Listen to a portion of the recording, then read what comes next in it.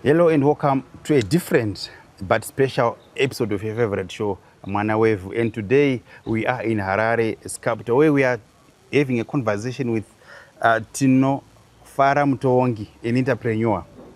Through hard work, persistence, and determination, Tinofara is set up an academy that offers hands-on training in different fields. We'll go much into that when we start speaking to him. But Tinofonga's story is an interesting story. Munhu ari kuita mabasa makuru at his age. Tino, welcome to the show. Thank you very much. It's a pleasure. Tino, tell us who is Tinofara Mutovongi. Okay, so Tinofara Mutovongi is a 27-year-old entrepreneur. I've been starting different ventures since I think I was around actually this year I was doing A-level. But the business that I'm in, which is the education business, we started in 2019. That's when we launched the Ixar Academy. How old were you then? I was 20 and about to turn 21. That's when we started. I have known Tino pane a co-working space that we were working in. Achomboya chikumbira mari transport, Tino, but today you are big, Tino. How did you manage this? I think we just took a long-term view from the start and building brick upon brick and working to find what works, delivering a good product in the market. So I think people may want to know that we started just by teaching people to fix phones and laptops. So I think what can account for our success is the basics of business. Find a need and fulfill the need. We have so many young people out there who don't have jobs. And actually when we started, if I could go into that story, we were trying to establish a software repair workshop. And then we realized we couldn't hire any qualified technicians. We could not find any people. And we said, why? And then we discovered there was no institution that was really training people to fix cell phones. So then we said, let me start an academy. And to be honest, I was scared at the start. I didn't know how to reach the school. I had no idea whatsoever. And I think I sat on that idea for 3, 4, 5 months. Then we launched. And so the testament of our success could be accounted for. We identified a problem and we provided a solution, and we're just genuine people. You don't do people. You say you're going to teach people this, you teach them that. And then you show the people out there your work. We have testimonials, so many young people with their life transformed. Parents send their kids and they see change. They see them being able to make a living. It's a parent who was buying everything for their child, and now the child can even be able to support the family. So such a thing is what, I think is really helped us to grow to the level where we are now. Tino, what level of education do you have? I know you were at one point doing software engineering, if I'm not mistaken. Did you qualify for that, or what?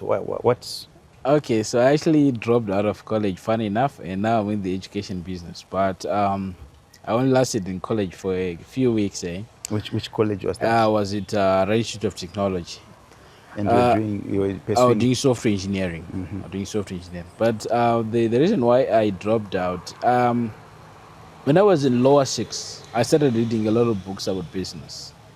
And there's a heap on your table. Yeah. Because I'm an avid reader and watching podcasts, and interviews of successful entrepreneurs. And it really would give me, this zeal to want to start do business. So I know actually at HIT they've got this very great program that they call technopreneurship. I was doing very well in that class, and I discovered I knew more than the teachers, because they would talk about Drucker's principles. I would know them by head, and I'm seeing them reading. And I see no other student knew anything about Drucker's principles, but I'd read Drucker's books, a long time before. So I then said, if I know this, I think I can be able to make it in business. But also you need to bear in mind that I came from a background whereby my mom was the one sustaining the family from a teacher's salary. and she would also go to Zambia to buy clothes to resell. For extra It's income. yes, to get some extra income. And the fees there was, I think, $900 per semester then. So she was really working hard. Every weekend after Friday finishing school, she would have to go To get on a Zambia. bus, go to Zambia, and then she was having a bit of health issues. It was issue that was troubling me. And I said, I think I can be able to build a business. And also, maybe something that I didn't mention, when I finished A-Level, I didn't just sit at home. I started learning social media marketing. So to the extent that, I started, just doing for fun enough for a barber that was in town. If I can give a shout out, Novias. So I started doing, but he was just paying me, $5. I would come and do a little video for him. Not so much of a good video, but I learned a little bit of Adobe Premiere Pro. So I then said, with all the skills that I have, I think I can be able to build a business. Then it kept on eating me, and me actually going to university, it affected my young brother. Was supposed to start Form 1 then. My mom didn't get money in time, and he had to go to school. Even though he had good grades, he had to go into a non-formal class. So all these things, the things happening at home, really made me wonder if spending 4 years at college was the best use of my time, when I discovered that education, you can educate yourself. Because also one thing that I discovered in university, funny enough, teachers will just come and give us assignments and you go learn on your own. So I said, if I can learn this concept that you're learning in school, maybe I could also go and learn on YouTube about business. So that's basically what led me to me dropping out. From there, I started to do things on my own. Things were not working out, and I got hired to work at a company that was doing mobile phones here in Zimbabwe. Worked there for 6 months, and the company was going through a tough time. Then I took the bold step. That's when I stopped there. I dropped out of the work again, and then I then started, which is Ixar Mobile then, which is now Ixar Academy. So, how did you get your first client? Okay, so my first clients, I saw that I actually had clients when I left, because the reason why I got into this mobile business from a social media, I was managing social media. The company that I was working for, they were bringing in mobile phones, but they were not bringing in spare parts. So on social media, I would just have a lot of people sending comments, sending messages. They've bought a phone, and Yes, the they want a earpiece is now malfunctioning. They can't get it. And you can't get So that, what that I piece. did is, while I was there at work, from my salary, I managed to save up and placed an order from China. So it's the first thing that I ever ordered from China on Alibaba. Then I brought, it was an order of batteries. So I started actually helping those customers, giving them the batteries. So I already had a bit of clients then by the time that I left. So, Tino, you started off at a co-working space. Yes. So where a lot of people would come in, there's a table for this one, there's a table for this one. And so people that wanted your services, people that wanted to learn how to repair phones, you'd interchange them on that small table that you had. I think, it was not the best of circumstances. Also we're doing phones, so sometimes you need to use the water stations, and you're burning topo. Someone is doing a meeting. Someone is doing a meeting, their client. At some point, actually, there was a decision to take us out of the co-working space. We had to plead. No, but we had no option. That was what was there, and we couldn't afford to go anywhere else, because actually our first class, we only had 2 paying students, and one that we got for free to just Spruce up things. to see we are doing something. And they were just paying $50 for the whole training. So we didn't have the money to be able to do that, but we survived. We pushed through the tough times, and even I think that prepares you even for other challenges that come ahead. We also went through COVID. We started in 2019, so it means our company was still in its very infants when COVID came.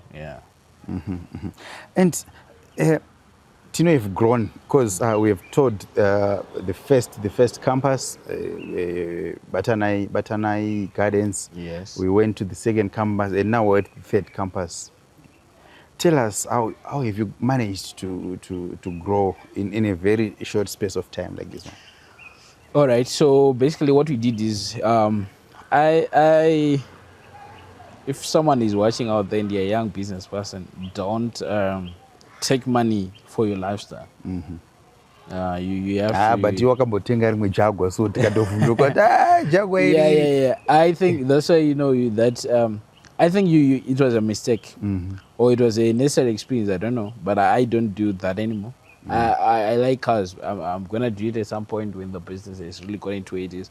But I think after that phase of me doing that, I took a step down and really started seeing that I have a car, but I'm struggling to pay salaries for my employees. I'm struggling to pay rent. I owe people money. It doesn't work, and the business is not growing to where I want it to be. Right. So I actually now get surprised when someone has a business that's just making 20,000 a month. How do you afford a car with a business that makes only $20,000 per month? You can't afford to have a car. You must be using InDrive. Okay. So you have to reinvest in the business. So that's the strategy. All the money that we make, we put in the next project. We don't have any outside capital and things like that, or even any loans. So what we did is, from Batanai, we then built the Selo branch with just pure investing there, taking the money then we invested there. And from then on, we invested in our third campus, which is our high school, just from the funds that we're generating from there. Yeah. So tell us, what is Ixar Academy? Okay. So I think now we can say it's a group of schools, right? Since now we have 3 schools. But what to tell you a little bit of background. Both my mother and father are teachers. So I believe I have the calling that of actually in the education space. I have tried many other business. I've even tried boxing promotion. And many other. I tried timber. I was go to Nyanga and get timber and stuff.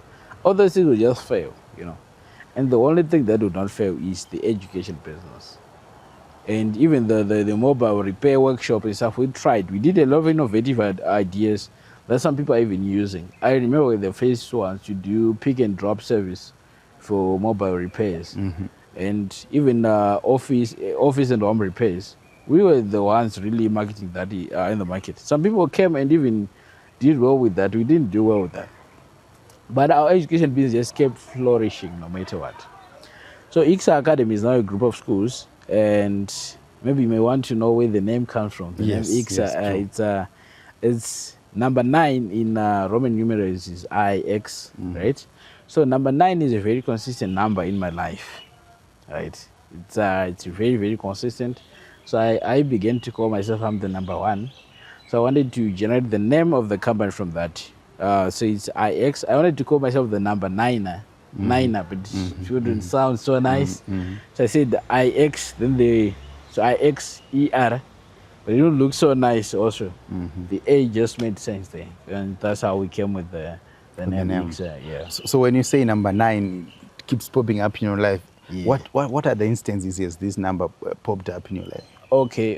So I actually was born on the 9th of September, 1998. You see the numbers, 9 coming through. There's a lot of 9s there. Yes.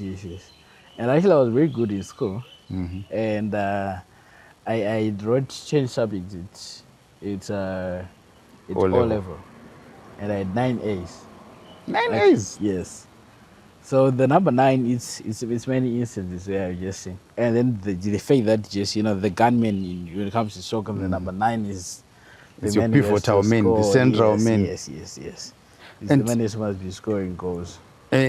What do you offer? But I think before we go into what you offer at Ixar, I want to ask how your parents, your mother, you said Vaishingirira, going to Zambia after work on Friday, want to order staff to come and bake and receive so that you can go to eat, so that there's tuition fee for you. How did she take kuti hayi maya zvechikuru izvi ndezvekushaya. I don't say that. I believe in the value of education too. Even more, besides dropping out of school, I'm actually a testament of great education. So I'll tell you back to my mother's experience, which makes me very sacrifices, which makes me very emotional. My mother was a school teacher in the rural areas. Tagatari Kwasadza Chivu, yeah, down there. She was teaching at a school called Musuma Primary School. So you go then. Actually, when we were about to go for Form 1, my mother simply had no money. My father, he had his problems, so most of the time he would not be with us, you know. So he wasn't even there. And unfortunately enough, he had taken away my grade 7 result, saying he was gonna get a place. He didn't get a place. We didn't know actually where he was at that given time. So my mother then made a plan to get me another result. Fortunately, they'll just write on a paper and then they'll be stamped. Then, so last minute, she went to one of the guys in the community. You know, he had children overseas, and so he's the guy that you know would come and get our share money. So she went and borrowed money from there, and she then took me to her auntie. This auntie, I had met her once all my life. And even my mom, we had not been so much in contact with her. But she knew that this aunt stayed at the near South Growth Point in the rural areas around there. And it's close to Neshangwe High School. It was the better school that was there. And also this closest secondary school was, you know, I think it's about 8 kilometers or so. From Neshangwe? No. Where we stayed. So it was not... It was conducive for you to go to Neshangwe? Yes, it was not going to make sense that when our teacher is going kwasengwe netsoka achicrossa, you know, Ruizi and achifamba neBugom. So she had to make that sacrifice. So we went there and we started staying there. I'm meeting. I actually... Also, my auntie, her husband, I only met him once. Some of the kids, I never met them. So I started staying there. So we would sleep actually in a round kitchen. And I think there were 4 kids from my aunt and me, 2 boys and there were 3 girls. And we just separate ourselves, you know, the boys sleep this side, the girls who sleep on the other side. And that's what we did. This is my mom making sacrifices with what was actually there. And at a point it got to me is that I couldn't be able to read, you know. You want to read, this other kid is doing that, this other kid is doing that.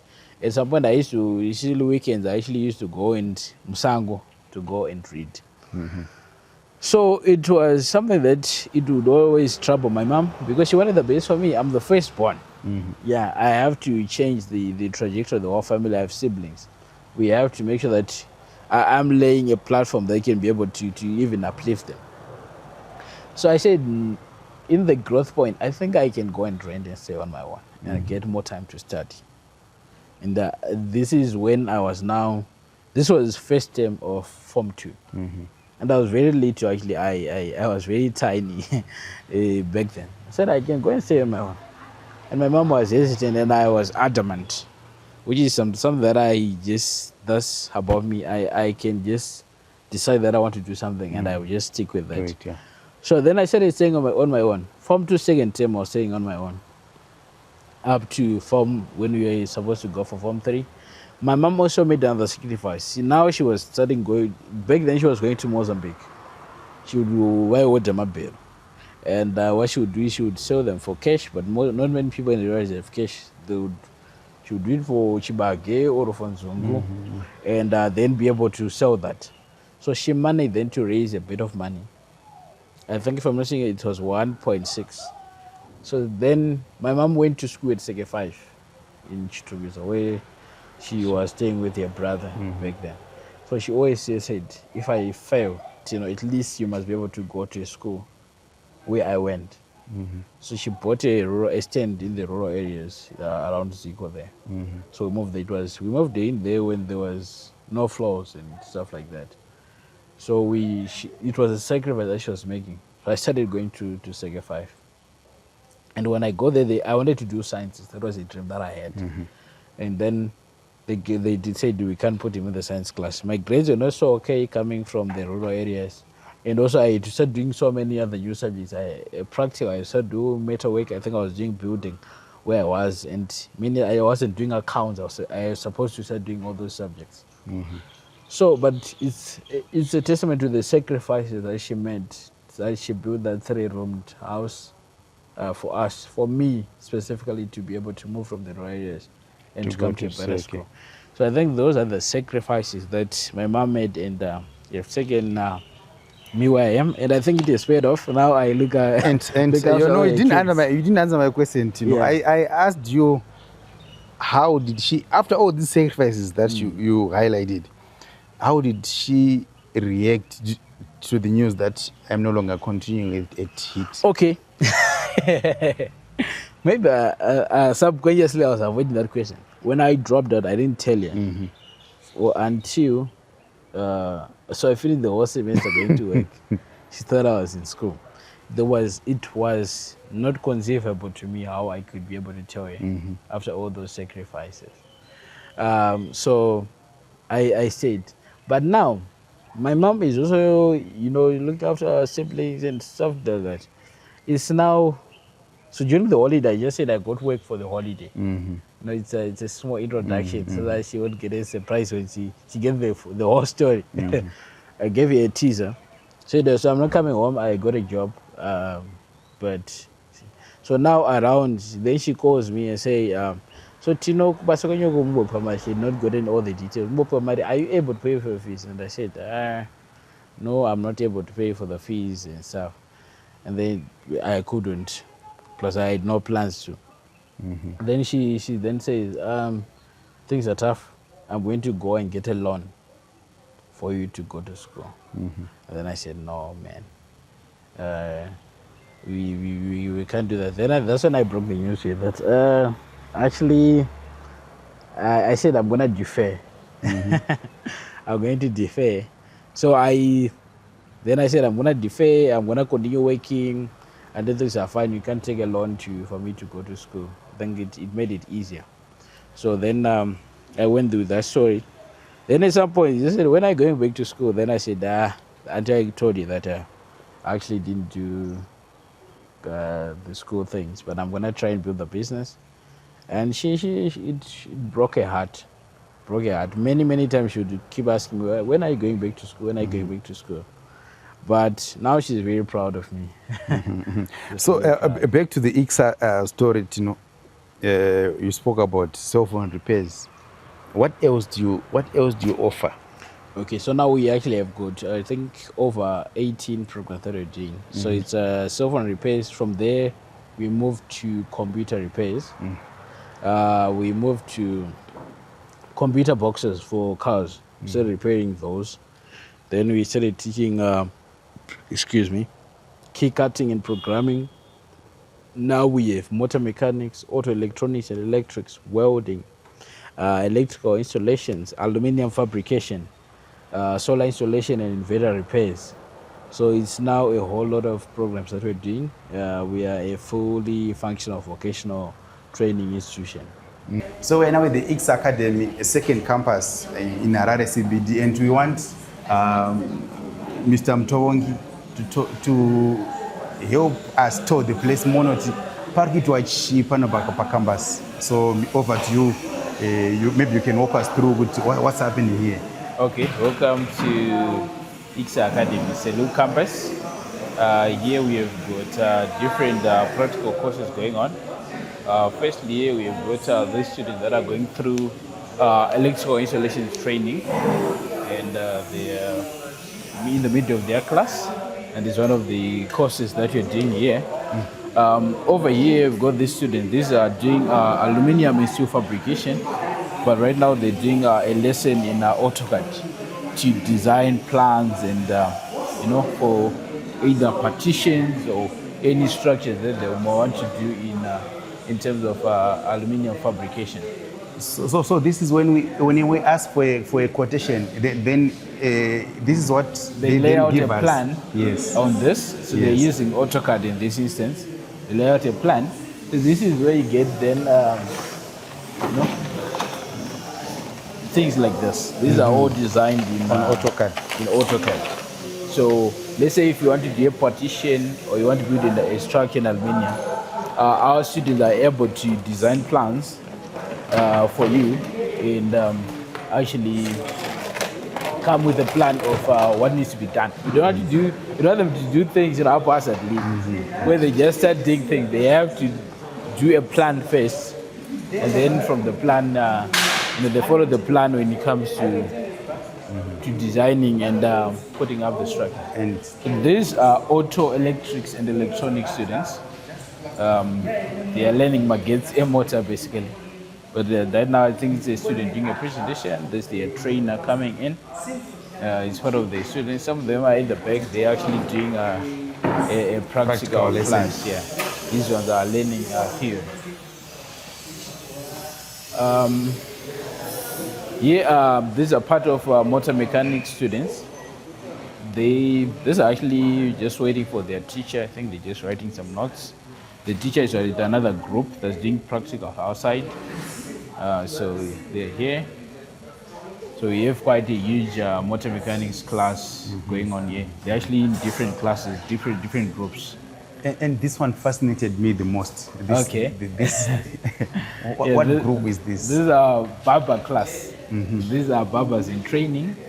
You see, they start by doing those mannequins, but as they go towards actually should be starting this thing, they actually be working on actual human beings. So actually, what I do is when they're about to complete their courses, I usually come here and get a haircut. A haircut, yeah. To say we are really confident that in the students that we are producing, that they're now ready for the market, they're now ready to go and open their shops or work for companies that have barber shops out there. I bought one of these. What do you call it? The clippers. I bought a clipper. I wanted to save, and I would do. On myself and my kids. Yeah. And it got to a point where they were saying they were not comfortable with, because I was doing straight Zuda. Yeah. Nothing. Because nothing the issue fancy. is this. And when they saw their peers at school, vakasvika papoint yekuramba kuti aizvizvi hatichazvidi izvizvi. This is this. People think just being a barber, just taking the clip and then actually it has got gears, it's got the sizes of I'm not a barber, but these things you have to use the right size, you have to use the right opening of the clipper. So you change this gear and stuff like this. So if you don't know those things, and those faces over there, those are the mannequins they practice on before they start working on actual human beings. So when it comes to the real practical, they're gonna be talking to their fellow students that are doing other courses. Come, there's a free barber here. Yes. Get a free haircut, and on average, someone would do at least 10 people before we can say they are ready for the market. Do you give the students these clippers or so the school is with these one clippers that you sell? No, we don't sell. They use. For they use. leave them here. But then some of them buy their own clippers, because they most what we train people for mostly is for them to start their own business.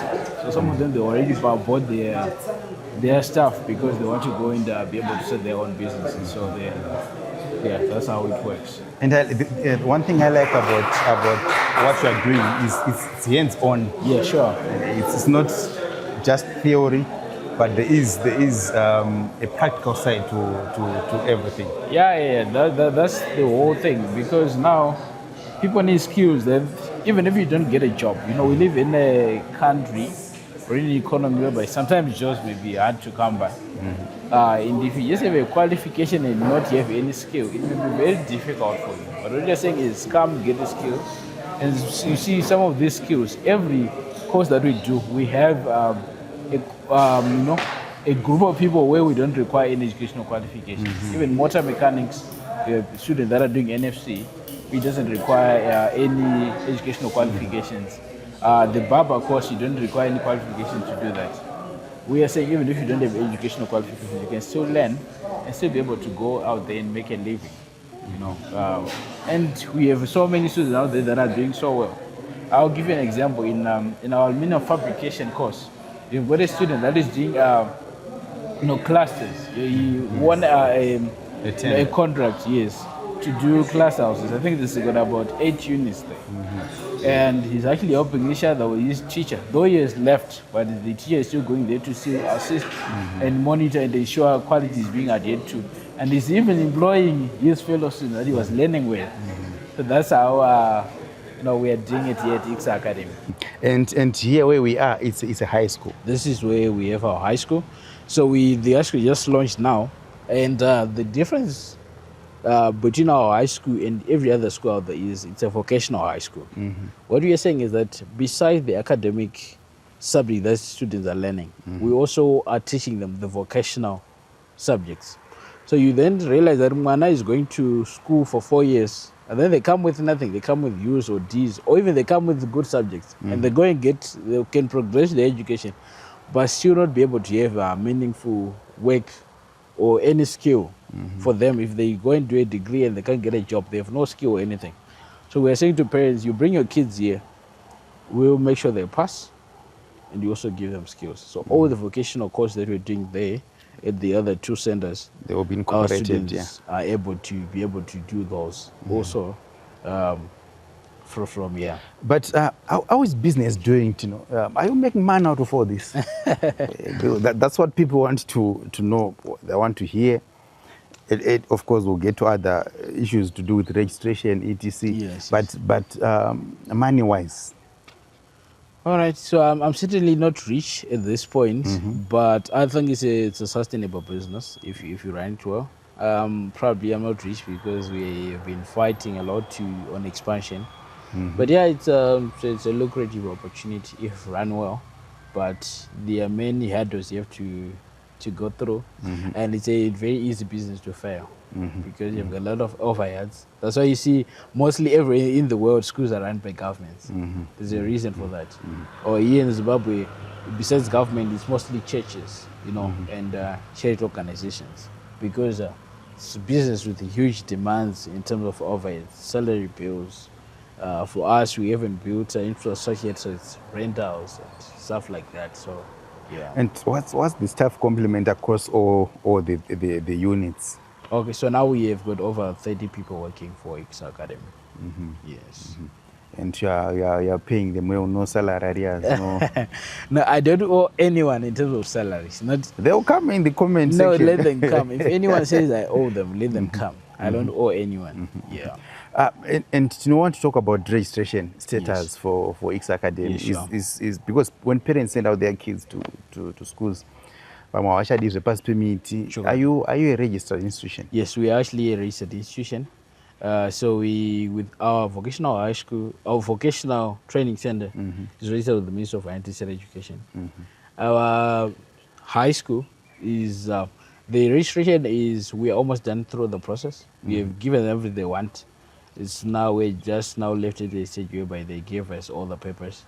Yes, but we have gone through all the processes that they need to do. So we are a fully compliant organization. Tell us about the hurdles of registering such institutions in Zimbabwe. You are a young person, fresh, no working experience, no connection, so what? Yes. How did you handle that process? Okay, to be honest, actually, we were not registered for a number of years of operation because it's just hard.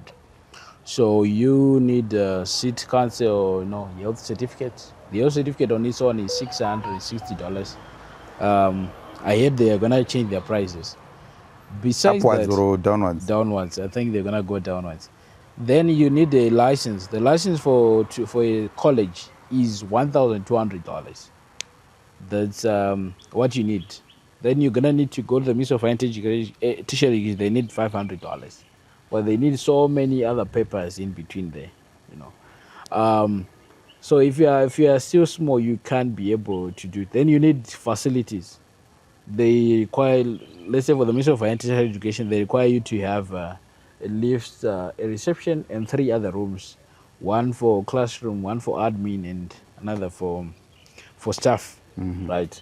So those things we were talking about starting in a co-working space. You can't be able to register an institution while it's working in a co-working space. So it's a hurdle. Then what makes even things complicated now that we're running a high school? I thought the process was going to be simple because we already are running another school. The Ministry of Primary and Secondary Education has got its own separate requirements. So everything that you have in terms of paperwork doesn't qualify if you want to go and register to the Ministry of Primary Education. You need a different license. Even if you're going to use the same premises, you need a different license. You need a different DL certificate.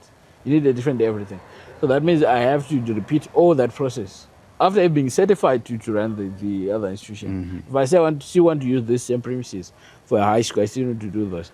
So it's quite a hurdle, but it's something doable. Compliance is very, very important. You don't want to be playing cat and mouse with the authorities. So you have to do it. But I think anything worth doing comes with these one challenges. And how has been the enrollment from the start up to now? Has it been on an upward trajectory or what? Yeah, we have been growing every single time. The numbers have always been growing. I think I told you we were starting with 3 students. We got to 20, 30, 40. Now we're in the hundreds. So on every month. So I can also from a distance I can attest to this growth because where I worked before, we were into marketing and would come with $30. Deposit today on 30 hungry. Can you post with and I've seen you have also robbed in brand ambassadors like Mike Samba. Is that a testament to this growth? Yeah, sure. As we grow, you also need to seek out to people that you align with in terms of values, and that can represent your brand very well. So yeah, we have worked with a number of brand ambassadors. Yeah, Mike Samba, Nigel the Slick Pastor, Comic Pastor, and a number of other people to help us, to reach more people and take our message out there that there's an institution that is doing these things over here. Have a look. And what makes Ixar Academy different? Because we have a number of schools that are mushrooming everywhere. You can go corner per corner, but there's a school. What makes you different? Okay, so it's what I talked about at the beginning. It's you keeping your promises. Ixar Academy keeps its promises. We say we're a practical-based institution. When you come to Ixar Academy, you get real-life practical skills. That has been happening. And we produce results. We make sure our students know what we say they know, right? So that is what has made the Ixar Academy what it is.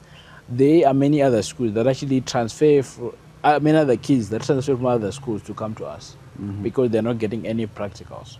I told you I was telling you, before the interview that, let's say for a motor mechanics course, we have an arrangement where we took someone who is a mechanic, qualified, actually is a qualified mechanic and also an auto electrician, right? We took him from where he was and said, come and run your garage here. So the students are actually working on cars that belong to his customers. Yes. So that's the difference. And also, you see, all the furniture you're using for high school was done by welding students. We just buy the materials, they do that. And you've got other customers that come and do the same. So that's the difference, that we are keeping the promise and students are actually learning and lives are being transformed. And people see that and they trust in you. And they keep coming and sending their kids and, referring other people. And with regards to qualifications for the vocational side, so you need someone who's passed their O levels, or how do you recruit? Okay, so we have got courses that cater for all. Yes, we have got short courses. These don't require qualifications at all. Cell phone repair, computer repair, barbering, things like that. You don't need any. Even welding, you can learn without any qualifications. But then there are other people that need qualifications. So for things like motor mechanics, auto electrics, we have got courses that don't require qualifications and courses that require qualifications. So for motor mechanics, you have NC. NC requires you to have qualifications. Then you have NFC that don't require you to have any qualifications whatsoever.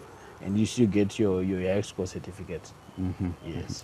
I think if people want to get into the nitty-gritties, the tenure of these courses, I think we'll drop a number in the comment section so that they can ask these questions. But Tino, as we toured the places, everyone was saying, say, and me knowing you, I just say, God, you know, I'm going to say, which is okay. But Yeah. how do you handle that? Could some people older than you, they call you, say, was it something that you imposed, or is people that simply came up with this title for you?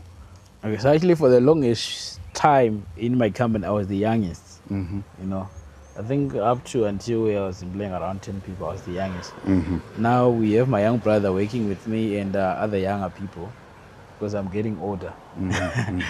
But Slowly. people respect results and people reciprocate. If you respect people, they respect you. I never ask anyone to call me say, and I actually don't have any preferred title, right? But even like when I introduce myself to new employees, I just say my name is Tino Mutovongi, and but people respect results, and people respect how you treat them. And I've never had any problems when working with people older than me. Most of the people, let's say for the principal of our high school, could be my father, and I could be his third born, right? And so many other people that are working for me much older than me. It's not about age, okay? I remember when I was still studying, someone once mentioned my age that wouldn't leak in a negotiation. I really got angry because it's not to do with age. It's about value that you can provide to the marketplace. I can provide value to the marketplace. If it was about age, okay, there are many people that deserve to be, running the schools that I'm running based on their age. But it's not about age. It's about what value are you providing the marketplace, and that's all that matters. Tino, you dropped out of college and you are running educational institutions. Yes. Why should I trust you with my kids? Okay. Basically, even though I dropped out of school, I'm still a very educated person, I can and hear I from value education so much. But on top of that, I run from. I'm the CEO of the company, but each institution has got its own principal, who is a qualified educationist. So actually, what happens when you register, you're not even allowed. I'm not even allowed. It's illegal for me to run the school, as in to be the headmaster or the principal or what. So I've got professionals. Our schools are run by professionals. So I'll tell you, the principal for our school, for our high school, was the deputy head for Eaglesville for quite a long period of time, right? So these are the kind of people that I'm looking for. Looking for professionals, educationists, people with educational qualifications.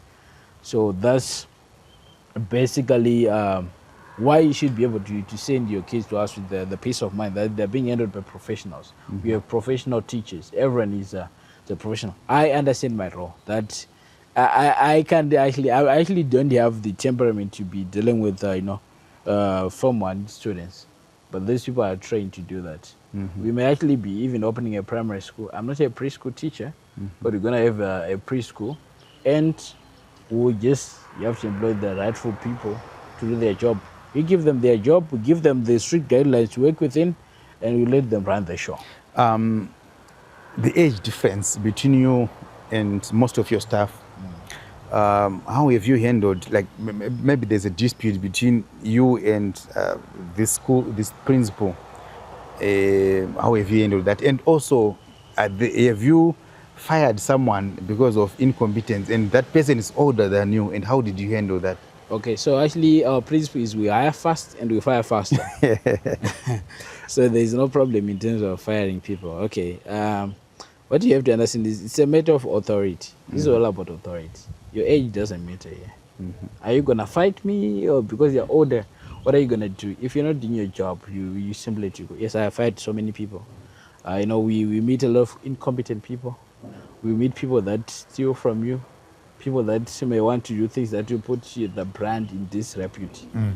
So I fire people, and I don't consider age. I consider competence. I don't hire people actually based on their age. I hire based on competence. So I also fire you based on the same, premise that I hired you on. But there are people that you respect here, that you think, yeah, we made the right recruitment. Yeah, actually, right now I'm very proud of the staff that we have. I think I would say all of them. We take because we fire faster.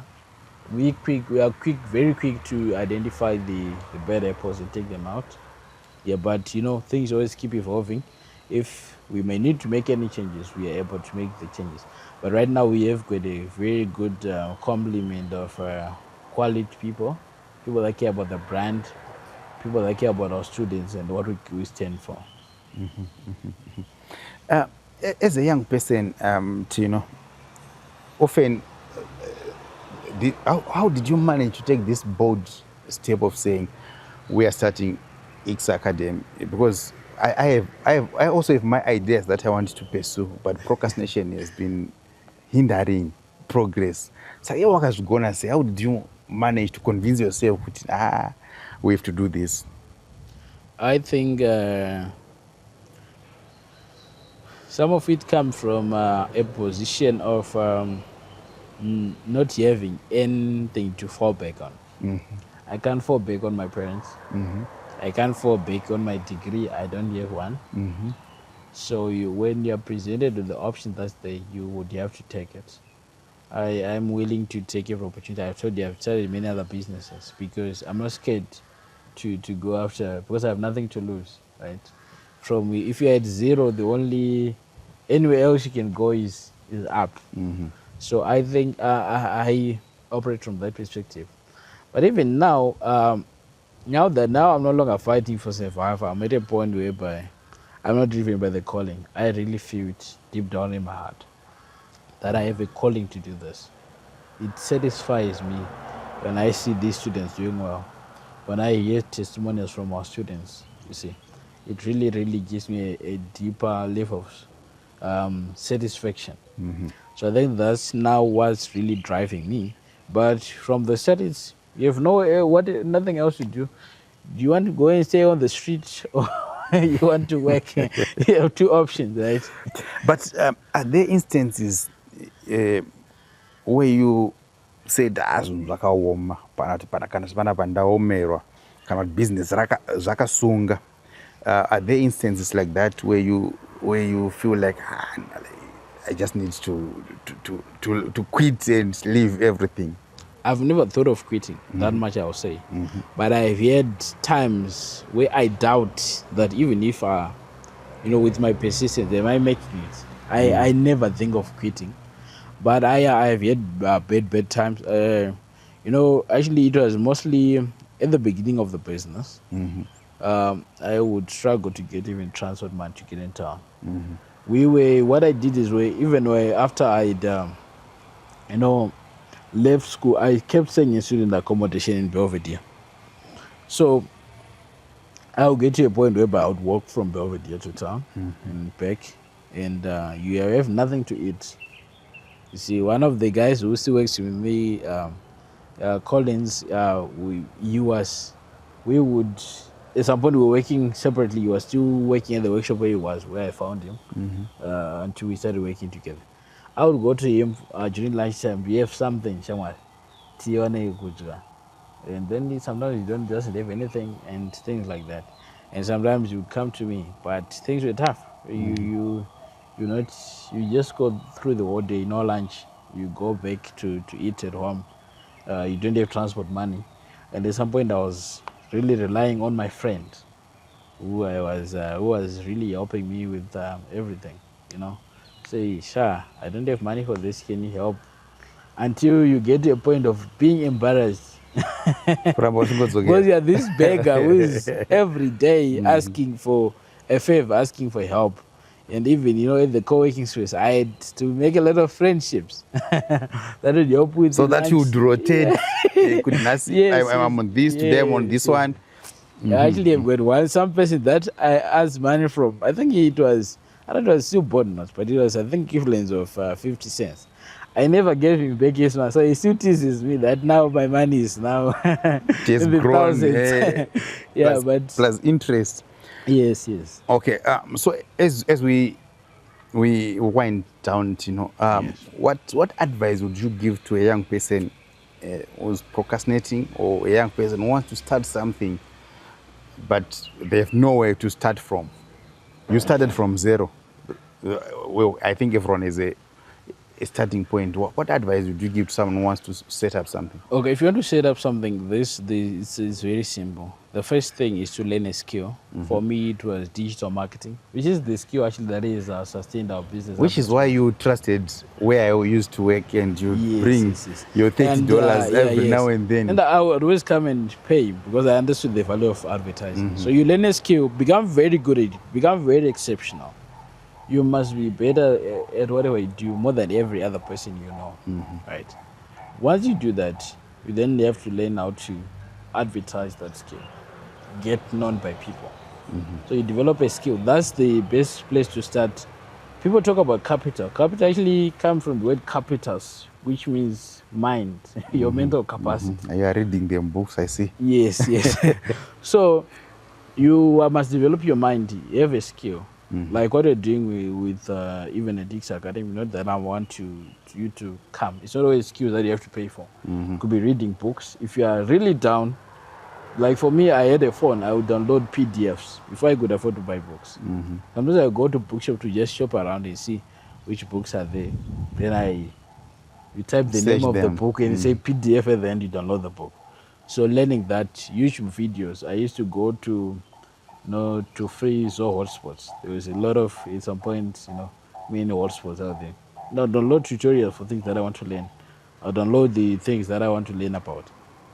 So you learn a skill, you learn how to market it.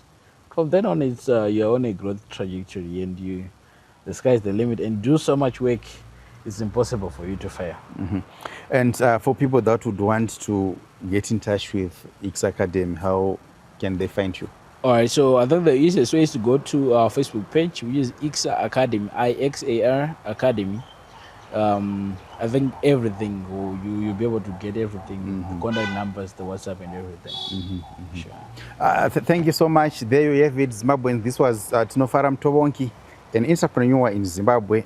He started from humble beginnings and now is building an empire called Ixar Academy, which offers hands-on training on different aspects, be it your motor mechanics, be it hairdressing and barber.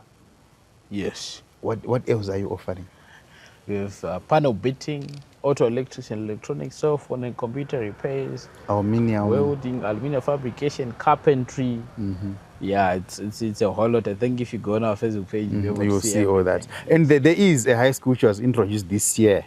And if you want to rerun Ixar Academy High, will be your place to go. I thank you.